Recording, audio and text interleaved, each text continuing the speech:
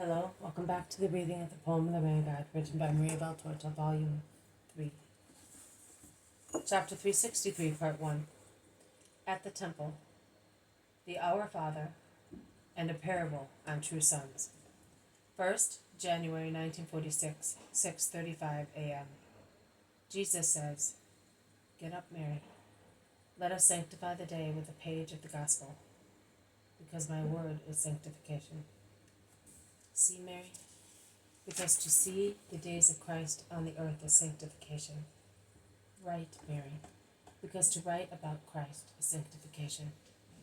Because to repeat what Jesus says is sanctification. Because to preach Jesus is sanctification. Because to teach our brothers is sanctification. A great reward will be given to you for that charity. Jesus has left Ramah. Vision of 17th December 1945, and is already in sight of Jerusalem. He is proceeding, as he did last year, singing the prescribed psalms. Many of the people on the crowded road turn round to look at the apostolic group passing by. Some greet them reverently.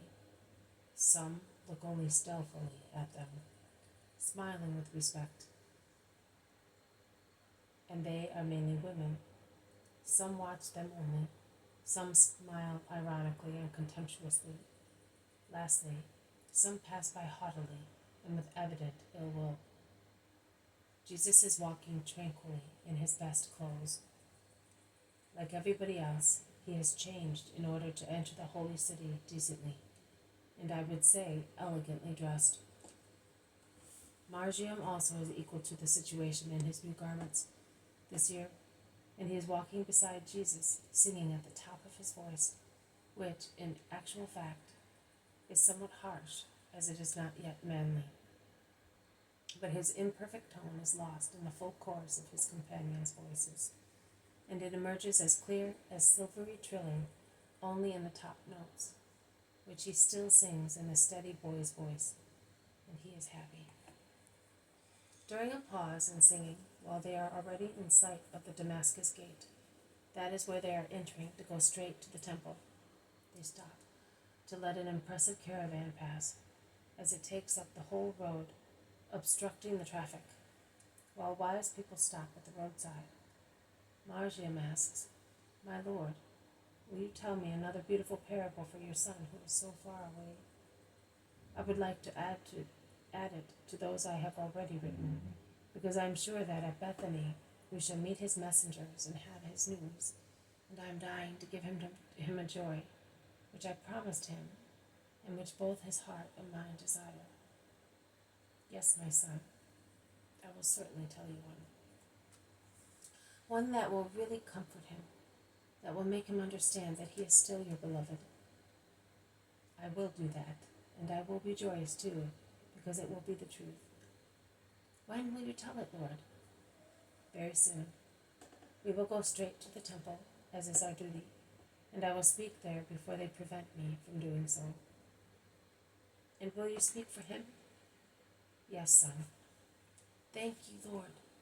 It must be so painful to be separated thus," says Margium, whose dark eyes begin to shine with tears. Jesus lays a hand on his head, and he turns round to beckon to the 12 to approach him and set out again.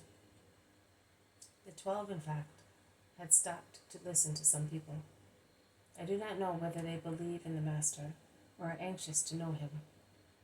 And they had stopped for the same reason that had compelled Jesus and his apostles to stop on the roadside. "We are coming, Master. We were listening to those people among whom there are some proselytes who have come from far, and they were asking us where they could meet you," says Peter, moving towards him. "Why do they want to meet me?" And Peter, now beside Jesus, who has set out again, says, "They want to hear you speak and to be cured from some diseases. See that tilted cart behind them? There are some proselytes from the diaspora in it, who have come by sea or from some distant countries, urged to make this pilgrimage by their faith in you, besides their respect for the law. Some are from Ephesus, some from Perga, some from Iconium, and there is a poor fellow from Philadelphia, whom they, being mostly rich merchants, have received in their cart out of pity, hoping thus to gain the Lord's favor. Margium, go and tell them to follow me to the temple, and they will have both health for their souls through my word, and health to their bodies, if they can have faith. The boy goes away quickly, but the 12 raise a chorus of disapproval because of the imprudence of Jesus, who wants to make himself conspicuous in the temple. We are going there specially to show them that I am not afraid, to prove to them that no threat can make me infringe the precept. Have you not understood their trick yet? All their threats, all their apparently friendly advice aim only at making me commit sin, so that they may have a real charge against me. Do not be cowardly. Have faith. My hour has not come. But why do you not go and reassure your mother first? She is waiting for you, says Judas Iscariot. No, I am going to the temple first, which, until the moment prearranged by the Eternal Father for the new era, is the house of God. My mother will suffer less waiting for me than she would knowing that I am preaching in the temple. And I thus honor my father and mother by devoting my very first hour in Jerusalem to the former, and by granting tranquility to the latter.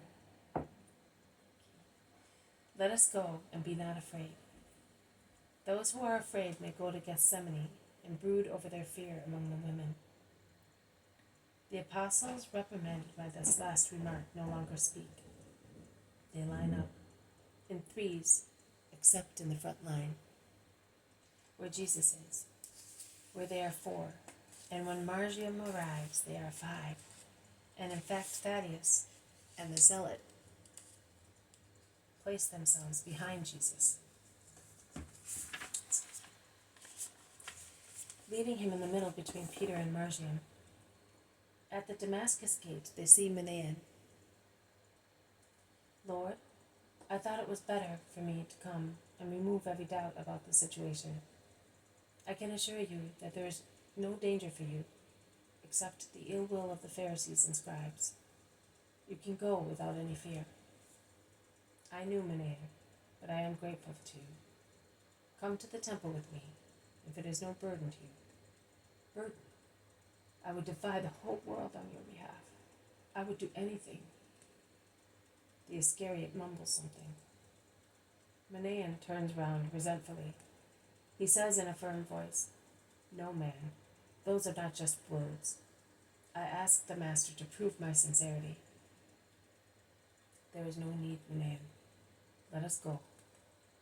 They proceed among the obstructing crowds, and when they arrive at the house of some friends, they get rid of their sacks, which James, John, and Andrew leave on behalf of everybody in a long dark hall, and then join their companions.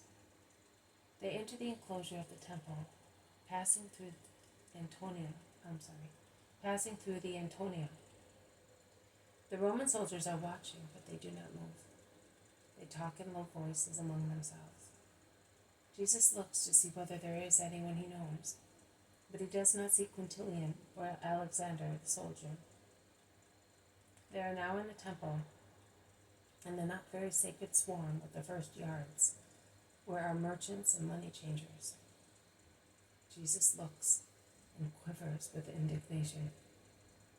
He turns pale and walks so stately that he seems to be taller in stature.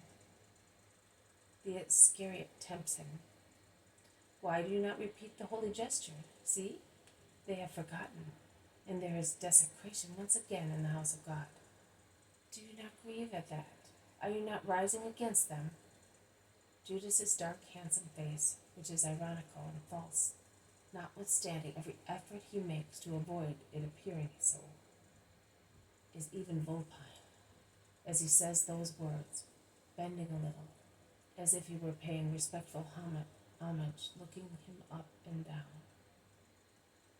It is not the hour, but all that will be purified, and forever, says Jesus resolutely. Judas smiles a little and comments, the forever of men? It's very precarious, Master, you can see. Jesus does not reply to him. Intent as he is on greeting from afar Joseph of Arimathea, who is passing by enveloped in pompous robes, followed by other people. They say the ritual prayers, and then go back to the court of the Gentiles, under the porches of which many people have gathered. This has been a reading from the poem of the Man God, written by Maria Valtorta, Volume 3, Chapter 363, Part 1, At the Temple, the Our Father, and a parable on true sons. Thank you for listening. I will see you tomorrow. May God bless you, and may peace be with you.